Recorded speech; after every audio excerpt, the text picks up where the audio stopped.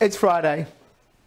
Oh, you know where it is. Hello, it's Short Fuse, blah, blah, blah. I hope you are well. Hope you've had a good week. You've recovered, although some people still did have a bit of snow in the north. Sorry for you up there. In London, we've enjoyed ourselves. But I'm going to start with a bit of a shout out to a friend of ours, Hayden Young. Now, Hayden is an energy manager. He's a good mate of Energy Live News. And we had no idea that when you get stuck, Hayden, you revert to amazing skills. This is what he did. Have a look at this video. I love this. So Hayden decided that he couldn't go to work. So what he was going to do is he was going to snowboard. He was doing a bit of snowboarding in his own estate. I love it. He can start delivering the post. Good moves, Hayden, by the way. I was waiting to see if you'd turn up in the X Games. So yes, big shout out to him and to anyone else who is still suffering from the bits of the beast. Well, hopefully it all clears up by this weekend. Right, we've got a packed show for you today, but let's start off with our top story, and it's this one.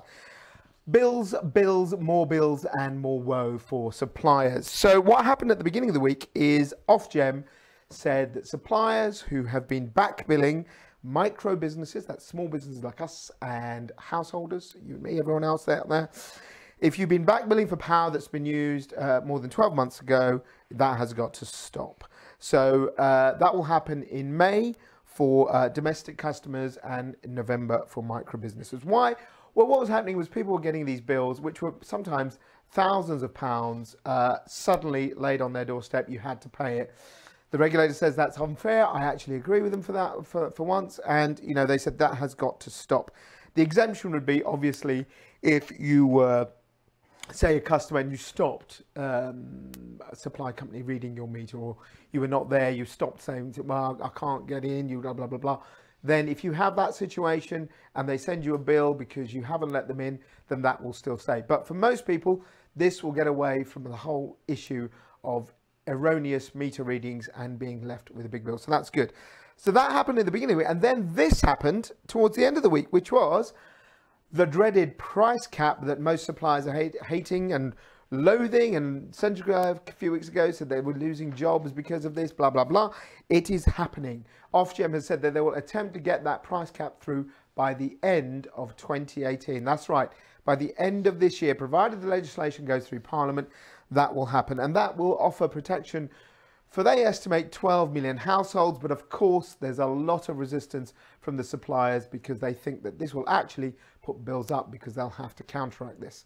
So we'll watch that space. So not a great week so far for the suppliers. Maybe it'll get better in the next 4 hours.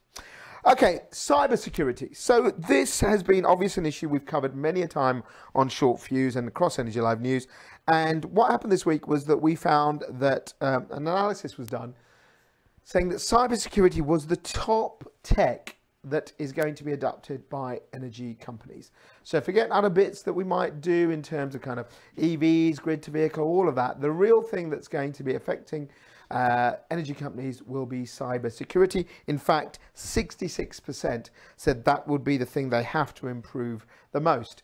And then later in the week, we had a survey which showed that right now, they surveyed 1,300 top energy executives from across the world, that this was their most taxing issue, how they protect their utilities from the attacks on cybersecurity. And what was interesting is that obviously as we're doing more with digitalization, whichever way you want to call it, of our infrastructure, so putting smart meters in, putting chips into devices, this dreaded term, the Internet of Things, that means that obviously those devices are suddenly open. They're on a network. And what they're not talking about is just, you know, massive attacks. Let's talk about, you know, Russia's in the news, a big cyber attack from a state like that. They can mean, excuse me, something as simple as Bitcoin mining. So we heard this week that Bitcoin mining means that people are trying to use machines to network and get as much power to mine these coins. And that could mean they're using the machines and laptops in various utilities. And so this concern about cybersecurity, don't think of it as just sort of terrorist attacks. Think of it as other things coming on. I think that is really quite an interesting point. And finally in this section, our old friend, olive oil. Yes, not olive oil itself, but oil. Oil is flowing. It's going to keep on flowing. In fact, a report from the IEA has said that they reckon by 2020, we've got plenty of oil for 2020 from US, from Brazil, from Canada and Norway. Unusual states, you'd think, for giving us the oil business. So as the OPEC countries of the Middle East probably starts to taper down, you see there's lots of innovation going on in the Middle East in terms of things like, solar and grid technologies. What the IEA has found is that particularly the US is producing barrels and barrels of the stuff. In fact, the US alone, they predict, could cover 80% of global oil demand for the next 3 years. No wonder Mr. Trump is doing his little Trumpety Trump when it comes to trade wars, because he thinks he's got a lot of the bases covered on that. Well, what are your thoughts on that? More stories coming up later with the reporters. But now it's time for this week's Viewpoint.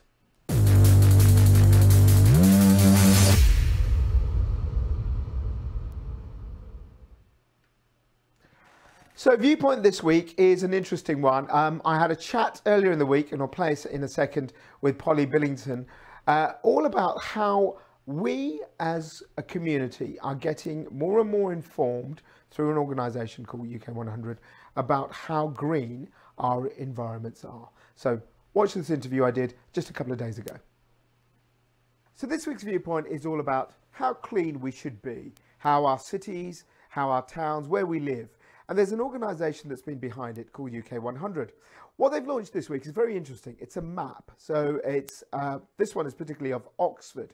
And as you navigate through this map, it shows you all the different things that Oxford is doing in terms of cleaning up the place. So that's everything from where you might find EVs, what they're doing in terms of how much energy they're using, what they're doing in their transport links. And the idea is to inspire the public to get involved, not just them, but also businesses, to create this idea that actually, you know what, the environment matters. Why do it though? Who is involved? What will this all mean? And at the end of the day, what is the point of it? Because we all know there are big issues around the environment, and do we really have the public getting involved, except a small minority?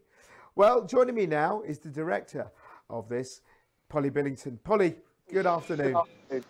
Good afternoon. UK 100, well, I'll talk about that in a second, and I'll get you to explain to it. But firstly, the idea of this map. Is this simply about getting better engagement for the public? Because it is quite cool. We've had a play on it. Why do the map this way? Well, what we wanted to do was give people the opportunity to see what is happening in their own communities in terms of the transition to 100% clean energy. People have made the commitment, and in fact, a lot of it is becoming a bit of the new normal. So although that's really good because it means that we've got used to it, it does mean that sometimes it's a bit invisible. So we needed to be able to make sure that there was somewhere where you could actually put your clean energy actions on the map and start seeing that whatever you're doing is part of a bigger whole. We particularly wanted to get the local councils involved, because our network is a network of local leaders, and we wanted to make sure that what they were doing, the decisions that they make, were the right ones to be able to shift us to 100% clean. That's why the people are in our network in the first place. But we wanted their communities to understand that this was a collective effort, that the leaders are doing their bit by making decisions about having charging points in shopping centres and having solar panels on bus shelters, but that also the community can become part of that too by showing what they're doing, so that it's a collective effort. And like you say, we've also got the businesses there. So, for example, in Oxford, you've got the big shopping centre, which is owned by Land Securities. They're committed to 100% clean energy themselves, 100% renewable electricity themselves on their own estate. So they are contributing to it. When people say that it's too difficult, or that what my little effort isn't enough, you can actually see it's not too difficult. Lots of people are doing it, and you're part of a bigger movement. Let's talk about the UK 100. How did it come about, and what does the 100 mean, if you can explain to the audience? The 100 stands for 100% clean energy. So we've now got 85 local authorities who've committed to shifting to 100% clean energy by 2050. Now, that's one of the reasons why we made that commitment, is because by 2050, we need to be effectively a zero carbon society altogether, economy altogether in the UK. And we're not going to be able to do that if the decisions aren't made correctly at local level.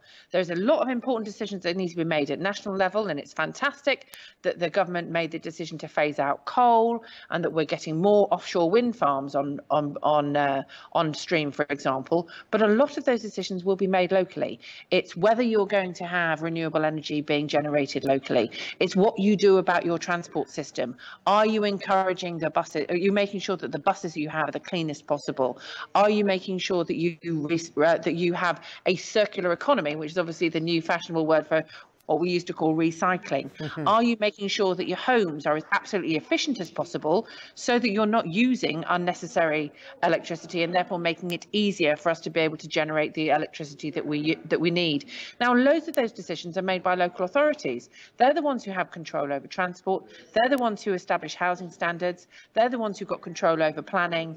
Those are the people who can make decisions about where and how they put energy efficiency measures into the homes that they own. So they've actually got lots of levers. Just to stop you there, though, at the end of the day, though, okay, they get their money from the council tax and they get money from government. And aren't these decisions really the ones that the government has to lead on? Because government, as you and I know, you're a former journalist the same as me, you know that governments can basically decide what can be raised locally, and that will have an effect on how much investment a local council can make. Well, believe me, I'm dealing with 85 local authorities who are so strapped for cash they don't even know whether they're going to be able to keep their meals on wheels going at the moment because of austerity. So I'm not asking them to spend more money. I'm asking them to spend money in a wise way. Because if you think about it, this is about saving money. Energy efficiency reduces your bills. Yes, you have to pay up front, but overall you will save money in the long run. Generating electricity generates income. Making smart decisions now will cost you less cost later, particularly when it comes to some of the big investments that we're talking about when it comes to energy. But you're right, a lot of these decisions are made nationally. That's why we're a network which wants to put pressure on the government to make sure that national policy makes it easier for local leaders to do what they want to do. We know, for example, that solar energy generation is now going to mean that you're going to be charged extra business rates. That doesn't make sense if you're encouraging businesses to do the right thing by generating energy locally. Now, local authorities can make that case, and sometimes, because they are hard-headed politicians, them saying it can be more effective and more influential than if it's the normal sort of green nuts, as it were. And I put myself in the category of being a green nut. Yeah, you're not a green nut. Okay, fair enough. But let's take an example that we've seen a lot of and we've covered on Energy Live News. Local energy companies run by councils. You've heard of Robin Hood Energy, Angel Energy in Islington. Now, these ideas seem very good. They seem like, here's the community trying to do something and councils taking a lead to try and ease the burden for people who are paying bills. But the criticism from the sector is they don't have the skills. They're also buying when the flat market's been pretty flat. What will they do in terms of volatility? How do you hedge against all this stuff? Aren't some of these decisions beyond the scope of local government? Well, I'd just like to refer you to the fact that before we had nationalised industries, which actually nationalised utilities, which actually only happened after the Second World War, local energy companies were completely normal. It was actually the place where electricity started being generated because local municipal leaders decided that electricity was the kind of thing that they wanted for their local communities. And when we were making town gas used to be made locally and stored locally. So now it might not be within our lifetimes, but it is within some living memory. And we need to remember that what we're looking at here is some options on supplier companies, which is what you're talking about with Robin Hood and so forth, and Angel Electricity in Islington. But the most interesting thing is generating the electricity, because that's where you have the opportunity to generate an income. Personally, I think that managing consumers is a really, really tough call, and we know how difficult it is for anybody to read and understand their bill. And I wouldn't want, I think we can understand why, bearing in mind local authorities already have the challenges of managing council tax. They might not want to take on the responsibilities of dealing with consumers and their bills. But there is a case for them generating electricity and making that an income stream from their own communities, particularly particularly in a time where the amount of money that is going to come from central government to local government is not necessarily going to increase. We should be seeing this as an entrepreneurial opportunity for local authorities. Two things I want to ask you about. You talk about it's great we're getting the local leaders behind. You need the local community, and as I referenced the map earlier, that's a good way of engaging it. What are you hoping with your group that will happen to local businesses? Let's talk about them. The public, fair enough, we can all say, I want to go green, I want to recycle a bit. But if you can get local businesses in a town or a village and a city getting involved, what's your message to them as part of this group of getting the 100 out there? Well, I think local businesses can quite often see the benefit to this when they see what it means in terms of how attractive they are to their own customers, because people are increasingly making decisions not just on price, but on how they feel about the products that they buy and how they feel about the experience of buying them. Now, if you know that you are walking to your local shop, buying stuff from people who actually think and care about the environment and are making sensible business choices about how they spend their own money, wouldn't you prefer to be using that kind of business than another one? The reality is the small businesses, if they're not careful, are going to get left behind because it's the big businesses that are already shifting on this. That's why on our local power map in Oxford, what are the businesses that we featured? We featured Marks and Spencer, yes, and big Westgate Shopping Centre, because they are the ones who've already made the commitment to 100% renewable electricity. But they also have the money, Polly, don't they? They've got the money and they've got that expertise. They it's harder for a small business to say, oh, I'm going to stick solar panels up, or I'm going to try and clean my supply chain, because they're just trying to keep in business. That's right. But what they can do is they can make a switch to a renewable energy supplier. And now that normally means that you will save money if you do that, because most people are still on standard tariff rates. And if you're on standard tariff rates, switching to 100% renewable energy supplier is likely to save you money. That's a straightforward thing you can do. And then thinking about how you deal with your freight, how you encourage your customers to do the right thing. So that what you do about parking, are you one of those businesses that spends all of your time saying, oh no, we need more parking? Or are you the one that says, actually, we need to have bike hire at the end of our street. We need to have electric car charging points in our shopping area. In fact, what I'm going to do is make sure that we collectively do deliveries in our shopping street, so that we are saving on carbon rather than expending more carbon. There are really smart and savvy things, and most of the time for small businesses, saving money will end up saving carbon. My last question to you is, this sounds great, and I know that you've got a lot of councils already, but it sounds a bit liberal, woolly elite, you know, mung bean chewing, Guardian readers in the metropolis. If you're in hard-hit councils in the north, can this apply to you? Do you take that criticism about it seems to be it's great for the liberal wealthy, they can afford to do this? Well, I'll just put one fact to you. People will say, and in fact this happened in a roundtable I was in yesterday, they assumed that the cities that were going to be most advanced on green stuff were going to be places like Brighton, Oxford, so forth, right? Now, Oxford is pretty advanced on this, but I'll ask you the question, where is most renewable energy? Where are the local authorities that generate the most renewable energy in this country? It's Grimsby, Doncaster and Warrington. Why? Because they've already developed supply chains there. There are jobs there.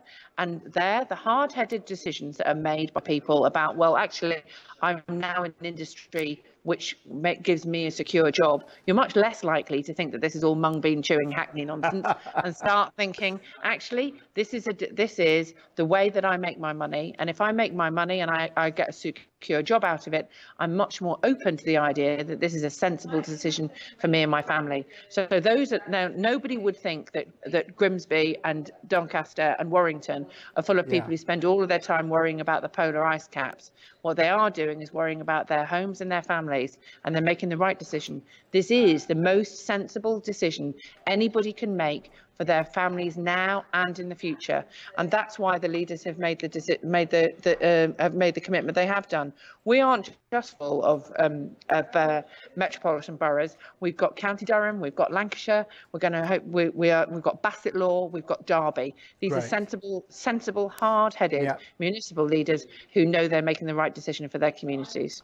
Great one. Lovely to hear that. My last thing is, if people watching this and businesses want to get involved, how do they do it? Well, the best thing to do is to email info@uk100.org, and we will be uk100.org. We'll put that on the screen. Right. Yep. That would be great. And if you're particularly interested in your community becoming part of the mapping project, because we're piloting the local power map in Oxford and Oxfordshire, but we want to try it out in different communities, because as you say, every community is different. We want to see what already is happening in different parts of the country. If you would like to be part of mapping the transition to clean energy in your community, get in touch with us either on that email, info@uk100.org, or on localpowermap@uk100.org. And then we will be able to get back in touch with you and see if we can develop a pilot map just in your area with all of the clean energy activities that are going on, including all of those businesses that are doing the right thing. Polly, thanks for your time. We'll keep an eye on this, and I'll probably get my reporters to be in touch, and we'll try and cover some of this. Thank you very much for speaking to us. Thank you. Polly there, and you know, I think that is a very interesting whole scheme there. Go onto that site, have a look at it. It does show you the level of engagement you can get, and I think it's well worth getting involved if you're a small business, and obviously for the councils that are out there. What do you think? Then email us, use the normal ones, use the hashtags, do anything as long as you stop Kevin Corcoran sending any messages in. That'll be good. And now, apparently I have a new reporter for this week's Hack Hutch.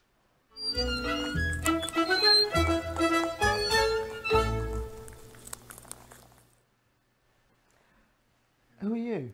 I'm your professional reporter. I'm always pretty good. My God. Well done. Your dad must be proud of you today. Yep, he's always Your proud mum? of me. Everyone's always Look at that.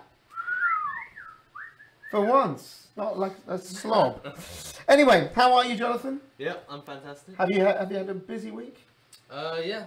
Busy. Mainly All on weeks are trains, busy, not yeah, turning up to jobs? then. Leaving poor Rob yeah. to go and film at desperate need, having to step in and do your job? Yeah, I think they enjoyed it though. As if. All right, tell me more. What's been going on? So the main story I've wanted to talk about this week was basically how there's a consultancy called Eunomia, and they say that the UK has overestimated its success on recycling plastic. So yeah, basically they say that they look at 2015 in this report specifically, but they say they think it applies to every year in the last 20 years. But in 2015, the UK said we'd recycled 39% of our plastic. And they think that could actually be as low as 23% of our plastic that we recycle. How? So What massive difference. have we got wrong then? They say that the actual weight reported tonnage-wise of recycled plastic was correct, but we actually just produced much more plastic waste than we initially thought. So, yeah. This plastic thing is everywhere now, isn't it? I mean, you can't go one day without a plastic story, all thanks to that god that is David Attenborough and his little tortoise and turtle. Yeah, he even got the Queen involved. You got the Queen involved, but also, you know, I think we had the story this week, in fact today, about the coffee cups and not putting the money on it, but saying bring your own stuff. Yeah, and Aldi yesterday saying they're phasing out plastic. But is this basically a cock-up in terms of sort of auditing? Is that what they're trying to say? Yeah, just so I guess the way to fix this, according to Eunomia, would be for the government to put into place better regulations on how plastic waste is measured. Yeah, we're very good at recycling plastic in this office, aren't we? Well, a lot of plastic in the UK, actually, in this report, they say gets exported, so we knew that already. It gets exported to places like China or India or wherever. And so, obviously, that creates a bit of a grey area, because it gets shipped abroad, but no one really knows how much is in there. And it then just gets burnt. Anyway, next one. It's about plastic in a sense as well, but it's about chewing gum, which they're now recycling. I love this. They're hosing it off the floor, and apparently chewing gum costs £150 million a year for the government to recycle. And there's a little bin. I think we got a picture of this bin. Yeah, there's a bin, and so that bin there is created out of recycled chewing gum. And when it gets full of recycled chewing gum, this is my favourite part. Yeah. They don't empty it out. They just chuck the whole bin. They chuck the whole bin back into the recycling machine, along with its contents, and then that's used to make more bins. Hang on, that bin is made of chewing gum. The bin is made of chewing gum. How on earth do you turn chewing gum into a bin? Because... Here's your science question. Well, I looked it up, and apparently chewing gum is made of mainly plastic coming from oil, so it's just recyclable like any other recyclable plastic. We are eating oil every day. Fossil fuels. Nice. And finally, something for you, really, I think, having seen your reversing skills. Yeah, I'm a great driver, as everyone in the office knows, so I won't be needing a driverless car. But the government is worried about the legal ramifications of when everyone does have driverless cars and they start running people over.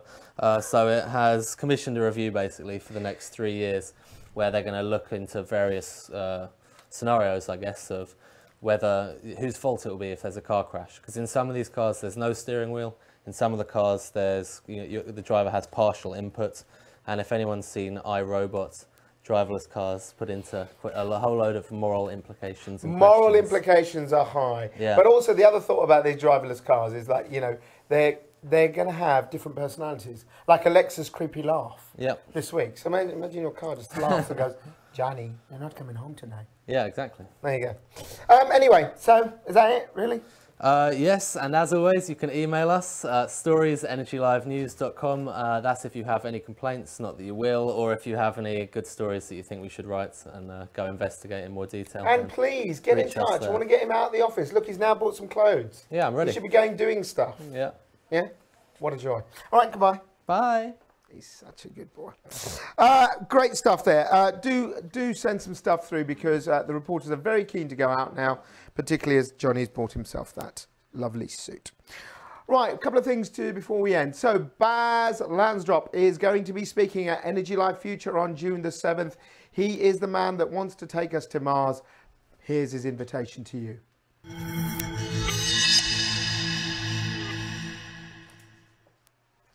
Hello, I'm Bas Lansdorp. I'm CEO and co-founder of Mars One. I'll be speaking at Energy Live Future in June in London, and I hope you will be there. I'll be speaking about Mars, about why we should go there, how we will go there, about how we will get energy on Mars. It's going to be an exciting event. Join us. So there you go. Don't miss him. He's going to do a great speech. It's going to be really, really interesting. And we have pulled together, you'll be seeing very soon the agenda. We've got a packed day for you if you're a major energy user. We'll be talking about the future of energy, what will happen if we don't have any suppliers. We'll be looking at the whole kind of interactivity of the energy system. We're going to have an EV highway. We're going to do a terrible version of EV Top Gear. Don't even ask what's going to happen there. We've got lots of seminars and some really interesting universities bringing and showcasing some great stuff that the young people out there working in the energy field. So don't miss that day, 7th of June. Here's the other diary dates for you. On the 22nd of March, just 2 weeks away now, just over, we have ELK, the Energy Live Consultants Conference.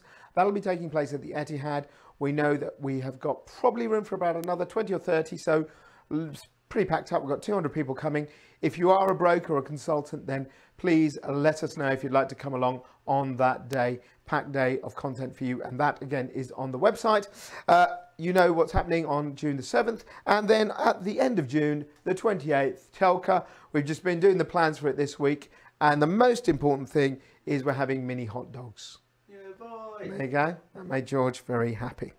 Right. Any shout outs? Yes, Kevin Corcoran. Kevin Corcoran. He says, great week for women. Great week for women. You should know about that, Kev. Oh, initially he said thanks for the birthday gift this week, Sumit. Yeah, oh, the birthday gift. That was great, wasn't it? Yeah, what was it? A vegan fish and chips you wanted? No, ain't happening. Yes, so great week for women. How will the Versace of the energy world be treating his mum this Sunday? How will I be treating my mum this Sunday? Well, I'll be packing her away on a little train and saying, you've done nothing for me. Get out of here. More likely, I'll actually take her out for a nice meal, which is what you should do, and you should be nice to everyone that you know, particularly as the lady in your life is a mum, as we well know. So I hope you're making some provision for her. And Kevin, how's your little leg? Because we'll be doing a little special very soon about Kevin and his state of health. I do have a photo, which I won't reveal right now. It'll be coming up in a couple of short weeks' time. And I hear that Manish is watching. Is that right? Yeah. Manish from M&S. How you doing, Guy? Good to hear from you. Send us some stuff. Anything else? No, that's all. That's all. God, it just gets worse every time. And finally this week, something on Twitter. Now this I thought was great. Play that video. So what has happened is the clocks across the continent have been spookily going behind time by 6 minutes. They're running 6 minutes slow.